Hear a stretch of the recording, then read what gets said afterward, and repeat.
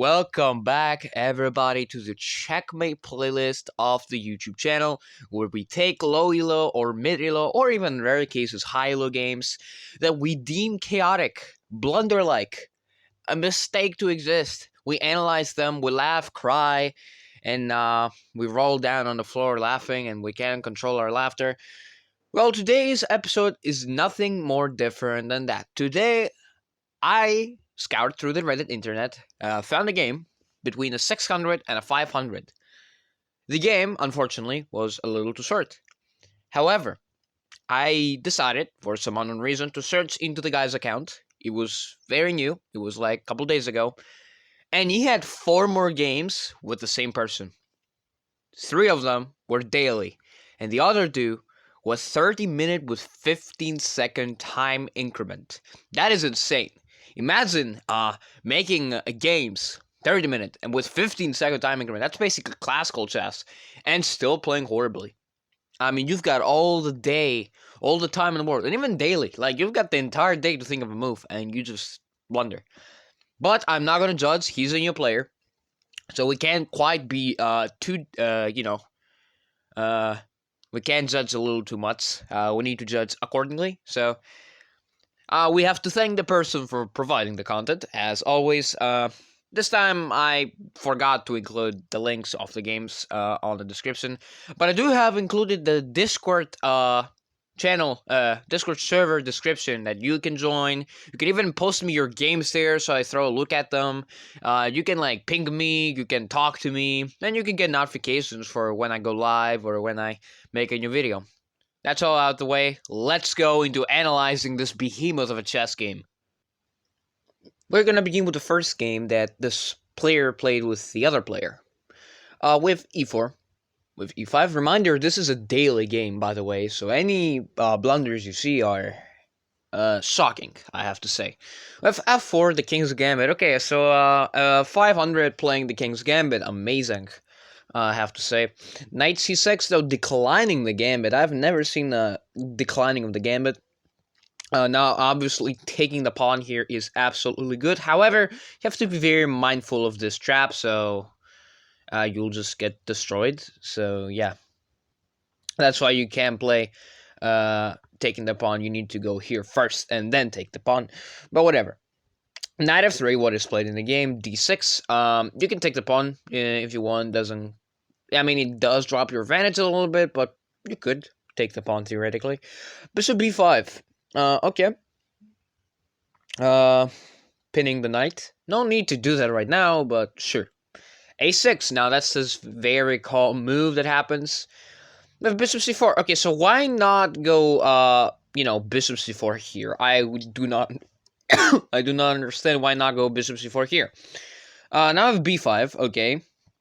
So black is winning some tempi. Bishop d5, pinning the knight to the rook. You need to defend that, so defend it.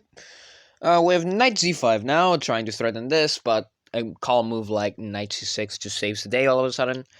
d3, okay, defending the pawn structure, really nice. This, now a move like f6 probably isn't that terrible, and it is played in the game. However, it is very terrible because of the move, knight e6, which is very shocking that this got spotted. The reason this is so bad is because the queen has to move, and I will see. Queen c2, queen c8, and now you just break open the position.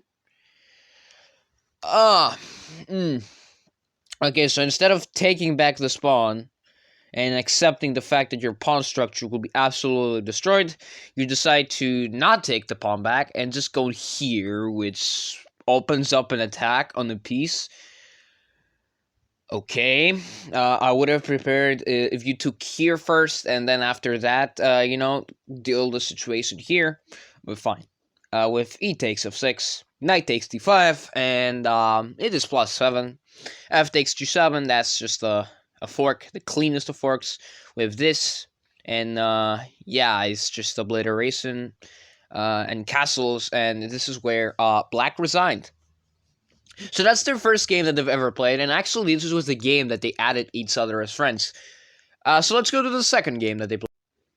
Okay, So for the next game, we have a relatively large game, 39 moves. Let's begin with e4 and d6, the perk. Okay, so the perk is, if you watched a lot of Hikaru or watched the YouTube chess video on playing a system opening and not a theory opening, which needs studying. A system opening doesn't require a lot of studying, it requires very little to none.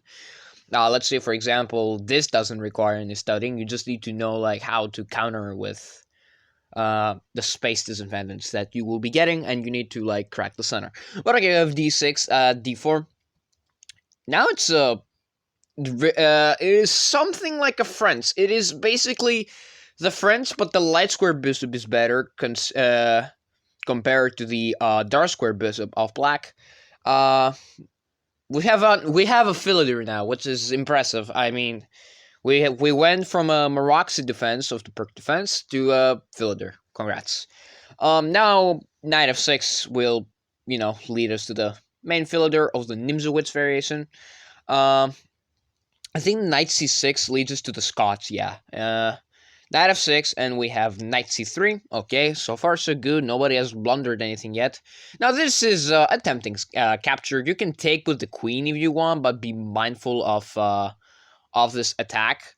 You can do this, but then after this, now it's a 4 knights actually. So it's very impressive how we can transpose to one opening to another. We have knight c3. Okay, really good. Knight bd7. Playing pretty much so far so good. Bishop c4. Obviously looking at the f7 square. Bishop e7, castles, and a4. Okay, so a4. Gotham chess uses to flaunts at beginners for playing a4 for no reason. I can understand a4 here, taking expansion on the queen side, and maybe in the future he's gonna play b4 or c4 if that knight moves and that bishop. So playing a4 or h4, they're not always random. They mean something. Very rarely will they be random. Now a5 here is really good by the computer to stop b5. However, that is not stopping him at c6, which I sort of understand. I mean, maybe he's trying to go d5 in the future. But whatever. Rook e1. Okay, just putting the rook in the middle. Now this pawn is kind of okay to capture. I'm gonna be honest. Queen c7. Okay, supporting the center. Not bad. b3. Okay, so we're gonna fink into the bishop and have a very powerful diagonal. B6 and knight c5. Okay, so we wasted a move on b3, and now we get the chance to play the bishop here, which is a perfectly fine move.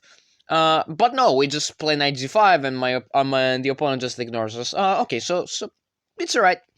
Knight takes f7. Oh yes, the common beginner mistake. The two pieces are better for a rook, and thankfully this beginner does not make the mistake of not taking back. Don't trade a rook and a knight, or two knights, or two bishops for a rook and a pawn. Okay, it might be equal 6 and 6. But two pieces control a lot more stuff than a rook and a pawn. Trust me.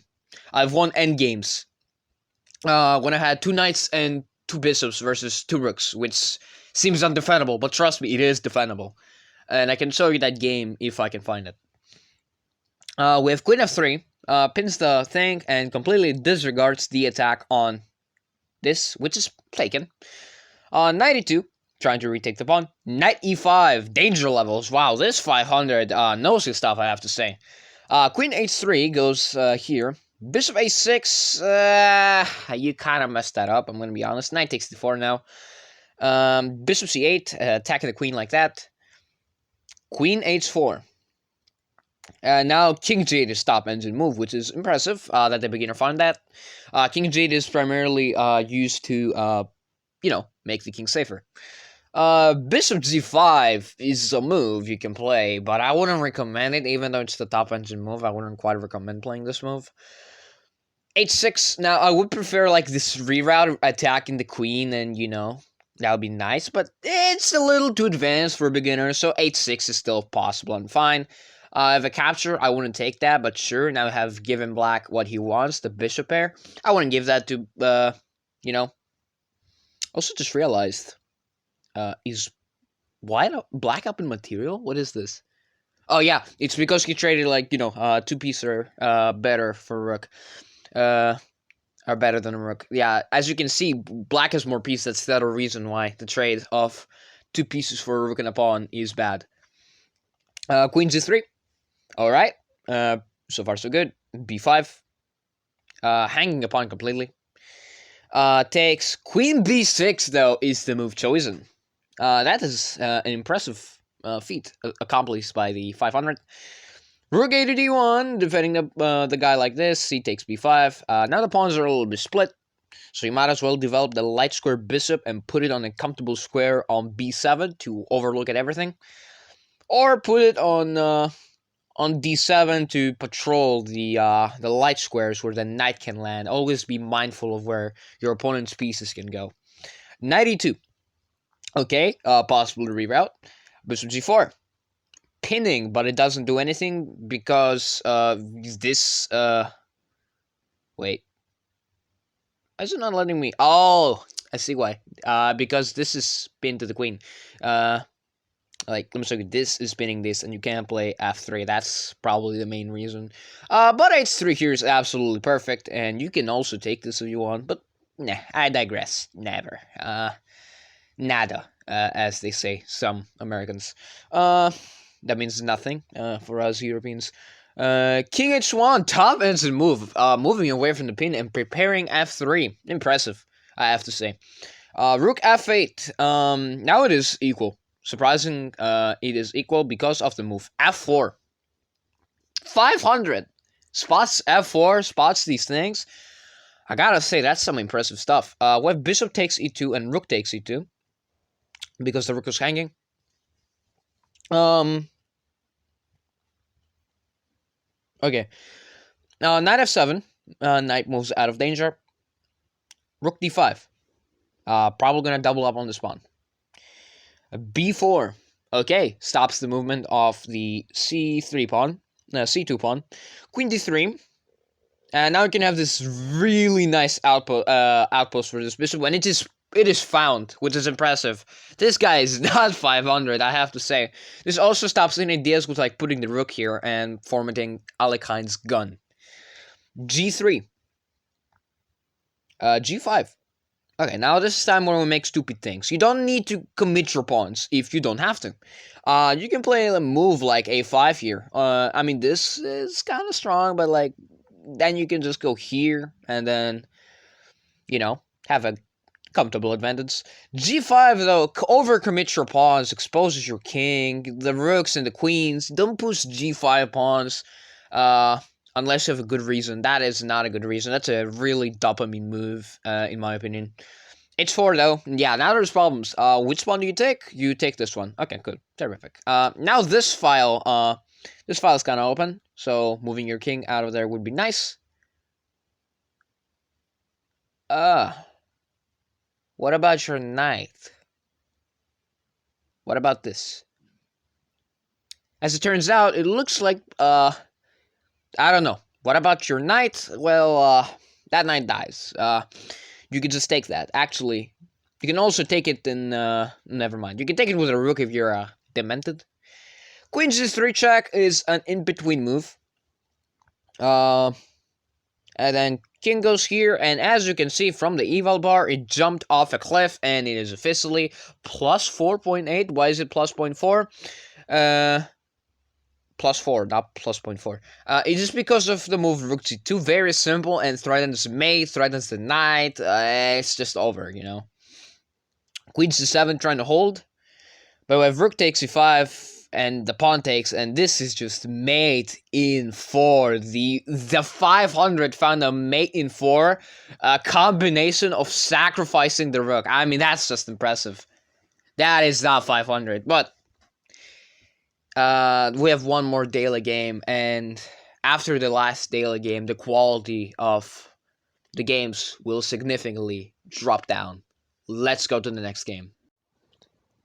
Okay, so, first of all, the protagonist won once, then the antagonist won once. And the score is 1-1. Now it is time to see another d4, d5 Queen's Gambit. This time, we have a Slav. The Slav defense is a solid defense among beginners. Oh, sorry about that phone turning. I didn't mean to do that. The Slav defense is a opening, a response to the Queen's Gambit. The second best, in my opinion. Actually, might be the best response because of a little bit more control. This is the Grandmaster response, and then it might lead to Catalans. It might lead to Queen's Knight variations and stuff like that. I'd recommend the variation of the Pseudoslav, which is, this can be taken, but let's say it does not. The Pseudoslav is something like this. You just, it is kind of a London, to put it like that. It's kind of a London. You play it in a style of a London, and I've made a video about this opening. You can go check it out. But that's that. No need to self-promo here. C6, Knight f3, the modern line. You can also play this line, which will lead to either the Semi-Slav, or the Exchange Slav, or the Sempenenkov Slav, or whatever they call it, Hameleon Slav, whatever they call it. Yeah. With Knight f3, the modern line, this is absolutely fine. Bishop f5. Okay, the bishop's game of the Slav defense. Knight c3. e6. Now this transposition to the Pseudoslav, like I told you before, it is kind of in the style of London. It is really liked among beginners. I recommend you give it a shot. e3. Now we're in a queen's pawn opening of the Zukertort variation. I have no clue what it is. Knight f6. Now we're back on the Slav. Yeah, this is gonna happen a little bit. Bishop e2. Okay. Knight bd7. So far so good. Equal game. Castles, bishop e7, and c5. Locking down the position. Undermining move like b6 is good here, but then it is met with b4. You could theoretically play this, but then this move is a little too strong and sets up complications. Castles now. Knight h4. Okay, this has an obvious threat. It's trying to take this bishop, so you might as well. Now, why? You might ask me why this is winning. Because if your opponent takes, you take, and they take like this, then you're just going to win the knight back. And it's the reason why it's not hanging a piece completely. Knight e4 instead. Okay, so you opt to destroy your pawn structure with knight takes f5, e takes f5, knight takes e4, f takes e4. If you just took this and left it like that, the opponent's pawn structure would have been a little damped. But because you took again, now the structure is fixed. And actually a move like f5 here makes a lot of sense for the opponent. Be very mindful of the trades you make, and not all trades will benefit you. b4.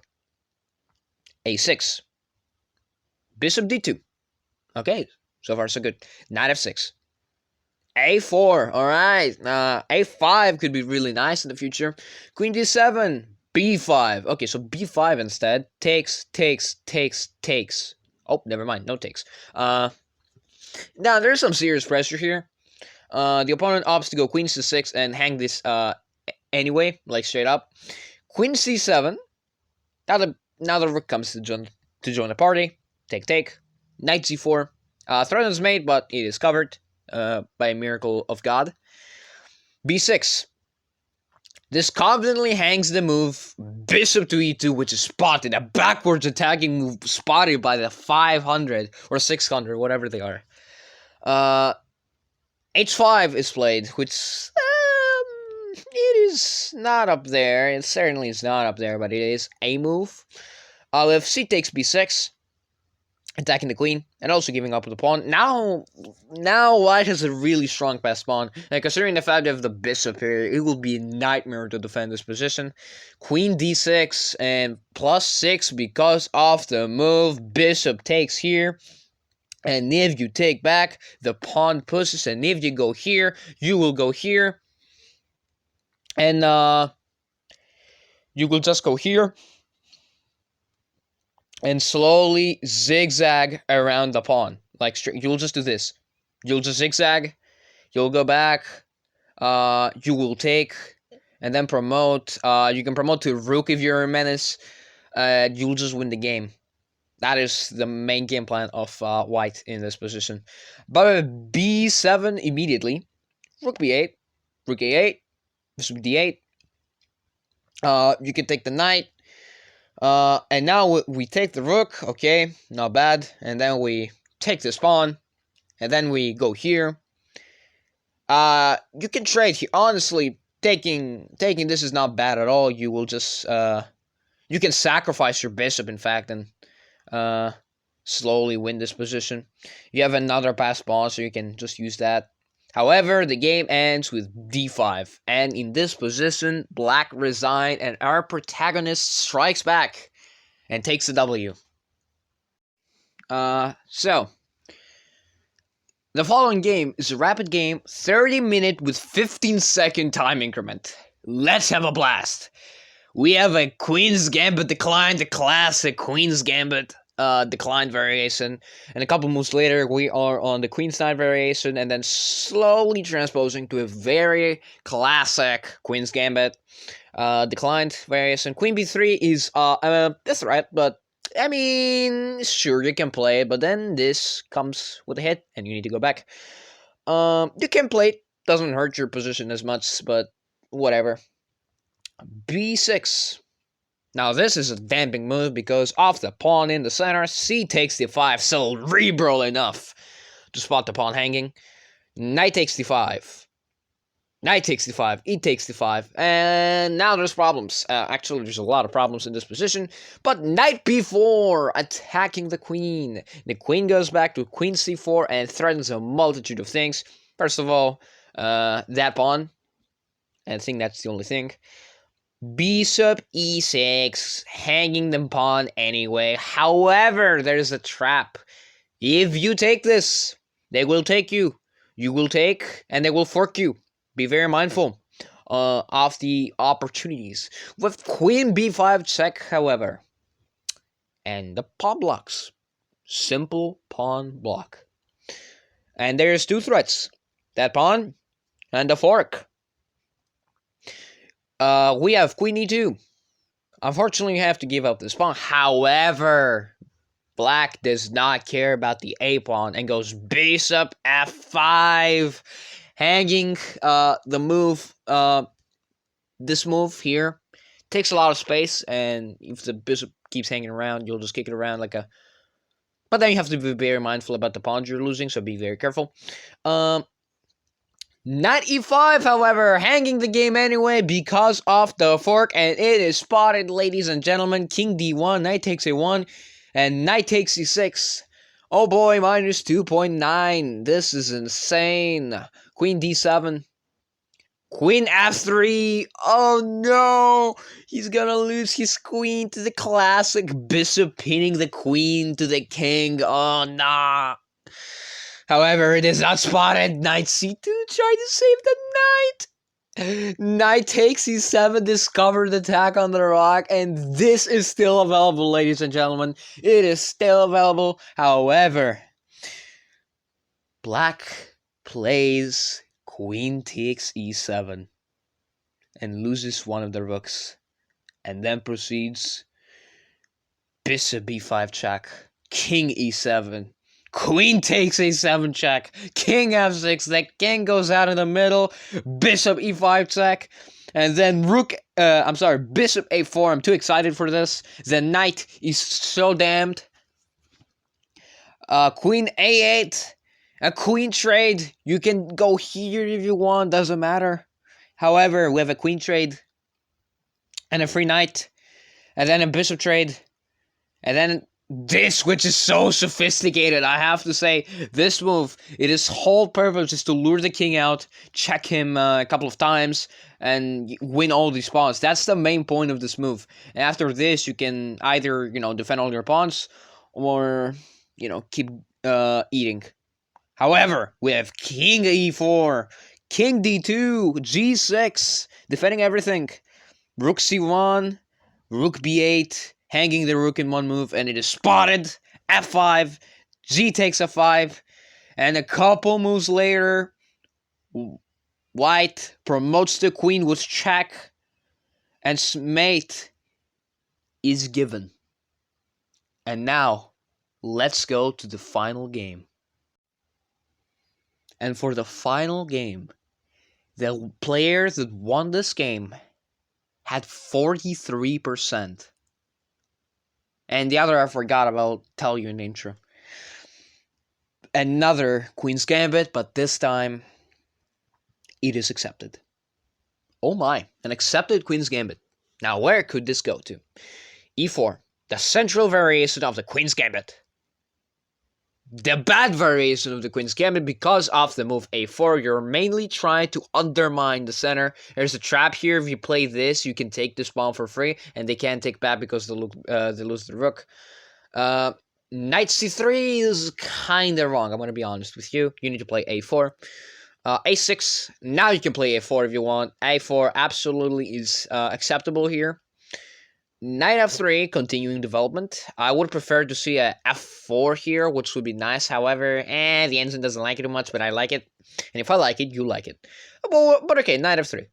Knight C6. And Bishop F4. Knight F6. And Bishop E2. E6. E5. No need to push, but fine. Knight D5. You can take the knight. Honestly, you can take the knight. It doesn't quite matter. Bishop G5 and Bishop E7, Queen here, and castles. And A3, stop any knight infiltrations on the B4 square.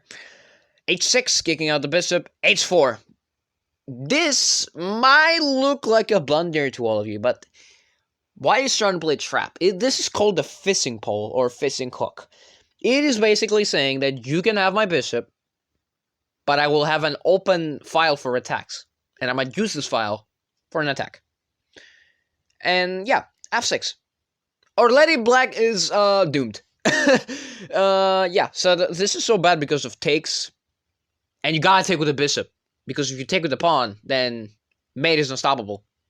So yeah, F6, but I have Queen C2. Then I have F5. Locking down everything. Knight H4! Oh no, you hang this. Queen E8. Okay, it's not terrible, but you missed a good chance. Long cast. No, it is spotted. All right, Queen E7. Fork. You just got forked, but no, it's not spotted. They play this, and it's -3. What do you think black played here? If I give you a million guesses, you will not be able to guess. So, obviously, this didn't happen. Obviously, the rook didn't move to stop the fork. I mean, that happened. I'm gonna be honest. Yeah. Did that happen? Yeah, that happened, sure. And the rook back. Now, what would you play here as black? If you say move out the queen off the fork, then that's correct. If you say, let's say you defend the knight. Okay, that's sort of correct, but it's still, you get attacked a little bit. In this position, black went here and hang the same fork again. White plays this. I cannot explain you how bad this move is. And this only works because you will take the knight back. And if they recapture, they'll lose the rook. So, what do they play? B4! B4, ladies and gentlemen. Yeah, B4. Takes.